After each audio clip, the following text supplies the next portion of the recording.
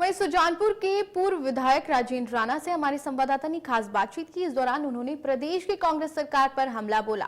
उन्होंने कहा कि प्रदेश सरकार द्वारा जो जनता के साथ वादे किए गए थे, उनमें से अभी तक एक भी वादा पूरा नहीं किया गया है।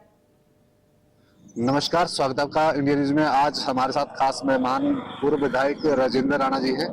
हम जानेंगे जिस तरह से प्रदेश सरकार के जो किस तरह से काम कर रही है उसके बारे में जानेंगे, और आगे का क्या इस तरह की जो रणनीति है उसके बारे में जानेंगे। सर, पहले तो आपका इंडिया न्यूज में स्वागत है। आपका बहुत बहुत शुक्रिया, धन्यवाद। सर, क्या देखते हैं क्योंकि कांग्रेस सरकार आई, उस सरकार में आप थे और उस टाइम की उपलब्धियां क्या थी, और आपको क्यों कांग्रेस छोड़नी पड़ी और भाजपा में आना पड़ा?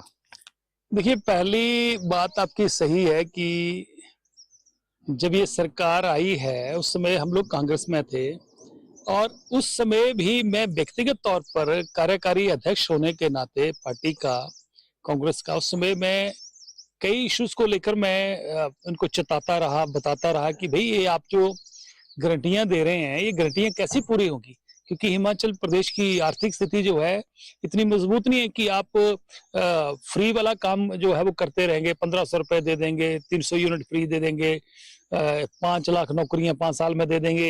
ये सारी की सारी जो गारंटियां दी जा रही थी, तब भी हमने इस बात का जो है विरोध रजिस्टर करवाया था कि भाई ये गारंटियां आपकी पूरी होनी बनी। लोग आपको पकड़ेंगे, रास्ते में पकड़ेंगे, जब आप कमिटमेंट पूरी नहीं करेंगे तो लोग तो आपको पकड़ेंगे। और रही कांग्रेस को छोड़ने की बात, तो कांग्रेस को छोड़ने के पीछे कारण यही है कि पहली बात यह है कि 1 साल सवा साल में हमने देखा कि कांग्रेस पार्टी की जो सरकार है और सुक्खू के नेतृत्व में सरकार चल रही है, ये सरकार अपना तो खुद अपने को, कांग्रेस को तो डुबोएगी, हम भी उस जहाज में डूबेंगे। और क्योंकि लोगों की कमिटमेंट पूरी नहीं हो रही थी, नौजवान सड़कों पे थे, महिलाएं 1500 रुपए मांग रही थी, 300 यूनिट बिजली के फ्री, गोबर की बात आ गई, कोई 100 रुपए लीटर दूध देने की बात। तो मुझे नहीं लग रहा था कि गारंटी कोई भी पूरी होने वाली है। अभी भी कोई गारंटी सरकार से पूरी नहीं हुई है। ओपीएस की बात इन्होंने कही है। अब ओपीएस को लेकर भी यूपीएस जो केंद्र की आदरणीय प्रधानमंत्री जी ने स्कीम लॉन्च की है कर्मचारियों को पेंशन, उसको इंप्लीमेंट करने की बातें करने शुरू कर दी है। अदरवाइज इनकी कोई, अब 23.5 लाख महिलाएं हिमाचल प्रदेश में 18 से 60 साल की उम्र की हैं। तो उनमें से अगर 1200 महिलाओं को आप 1500 रुपए दे दिया, तो इसका मतलब कि आपने सारे हिमाचल प्रदेश को 1500 रुपए दे दिया। नहीं हो सकती है, कोई भी सरकार पूरी नहीं कर सकती है। इसलिए हमने इस सरकार को जो है तलाक देना ही उचित समझा, इसलिए क्योंकि ये सरकार नहीं चलने वाली। आज आपने देख लिया कि दिल्ली में क्या हालात हुआ। अब ये 3 राज्यों में कांग्रेस सरकार बची है, हिमाचल प्रदेश में तो वही हाल होने वाला जो दिल्ली में हुआ, और कर्नाटका में भी इनकी गारंटियां झूठी पड़ गई हैं। कर्नाटका में भी जाएंगे, तेलंगाना में भी जाएंगे। अब आने वाले समय में कांग्रेस मुक्त भारत हो जाएगा। सर, अगर बात करें भाजपा में आने के बाद जो है आपकी भूमिका और आपकी जिम्मेदारियां कैसे बदली?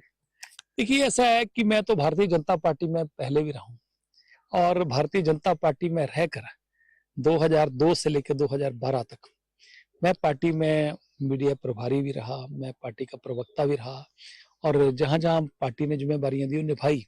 ये 11 साल में कांग्रेस में रहा, और अब भारतीय जनता पार्टी में आए हैं। पार्टी जो भी जिम्मेदारी लगाएगी उसको करेंगे। भारतीय जनता पार्टी में एक चीज तो बड़ी स्पष्ट है, आज पूरे देश में भारतीय जनता पार्टी का जो है वो शासन है, लगभग छोटे-पुटको को छोड़ के, बाकी केंद्र में भारतीय जनता पार्टी की सरकार है।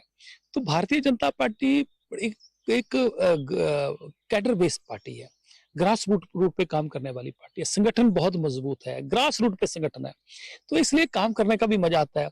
और 24/7 भारतीय जनता पार्टी काम करती है। कांग्रेस पार्टी में ये है कि जब चुनाव आ जाते हैं तो 6 महीने बच जाते हैं, तो कहते हैं भी अब इकट्ठे हो जाओ, अब चुनाव लड़ लो।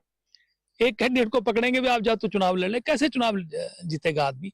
इसलिए भारतीय जनता पार्टी का जो काम करने का तौर तरीका है, सिस्टम है, वो बहुत मजबूती के साथ है, संगठन बहुत मजबूत है। सर, उपचुनाव हुए, उपचुनाव में हार मिली, तो क्या हार के कारण आप मानते हैं, क्योंकि उपचुनाव थे, हालांकि इसमें जो है सभी सीटों पे कांटे की टक्कर थी, तो क्या मानते हैं क्यों हार हुई?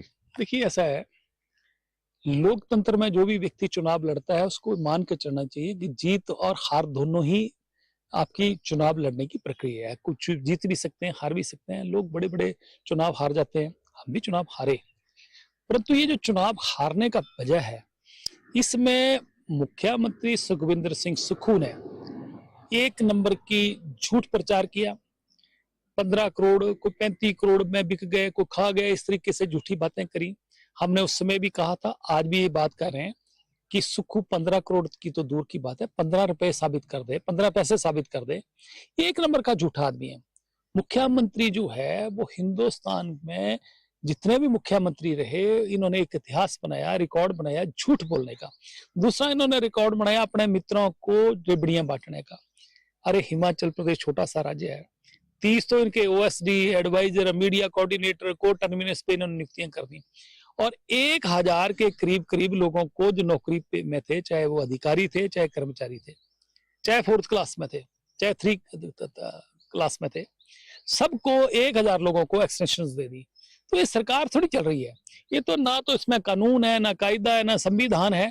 ये तो आने वाले समय में पता लगेगा। जिस तरीके से सुक्खू ने नई प्रथा शुरू कर दी, जो राजनीतिक प्रतिद्वंदी हैं, जिनके साथ विचारधारा नहीं मिलती, सुक्खू मेरी उनकी पर्सनल दुश्मनी थोड़ी है, मेरी उनके विचारों की लड़ाई है, क्योंकि वो झूठ बोलते हैं। और जिस तरीके से प्रदेश के खजाने को उन्होंने तबाह किया है, अपने मित्रों पे लुटा दिया, एक्सटेंशनें दे दी। अब क्या कारण है कि एक व्यक्ति अधिकारी को उन्होंने विधानसभा में कोसा जब भारतीय जनता पार्टी की सरकार थी, और उसी अधिकारी को 3-3 बार जो है एक्सटेंशन दे दी। तो मतलब हो क्या रहा है प्रदेश में? इसलिए ये सारी की सारी चीजें, आज प्रदेश का पूरी तरह जो खजाना है जो है वो तबाह हो चुका है। प्रदेश जो 1 लाख कर्जे के दलदल में डुबो दिया है, और कोई परवाह नहीं है, ना आम जनता की परवाह है। लोग सड़कों पे तड़फ रहे हैं। जो मजदूर हैं वो देखा, आज मैं वहां विजिट किया श्रम कल्याण बोर्ड में, आपने भी देखा कि लोग 4-4 बजे आके लाइन में लग जाते हैं। जो कर्मचारी थे उनको निकाल दिया, 2 कर्मचारी बचे हैं, और पूरे जिले का प्रभार उनके ऊपर है। तो मतलब ऐसे ऐसे लोग जो एक ब्लॉक स्तर पर कार्यालय थे वो बंद कर दिए।